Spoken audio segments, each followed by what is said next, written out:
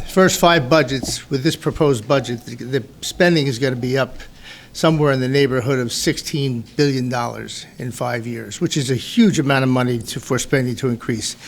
What I'm calling this budget is less bad than his first 4 budgets.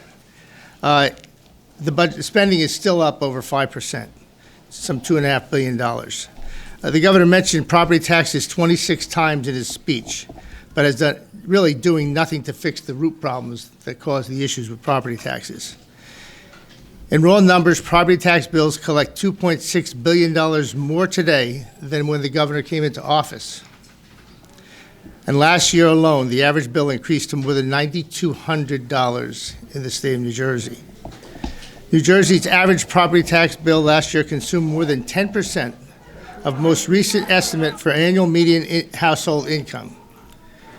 A 2021 Wallet Hub study determined that property taxes that levied on a home price at the median value for New Jersey were more than $2,500 more than the next highest state.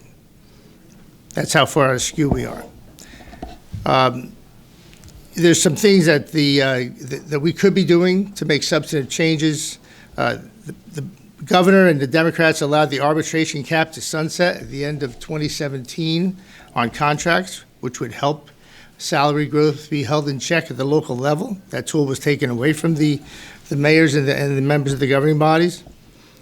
And if the governor and the Democrats were serious, they would return the $2.6 billion of energy receipts dollars that belongs to the municipalities and that could be lowered and would lower property taxes. There's a bill out there right now that would force that money back to the local municipalities, and it would lower the tax levies at every municipality in the state of New Jersey. And they also would do something to address the sick day payouts, which continues to be a ticking time bomb in the state of New Jersey. And we have another bill that would increase the property tax deductions for renters from 18% to 30%, which would be a tremendous help, rather than just a $250 check that may be there next year or may not be there next year.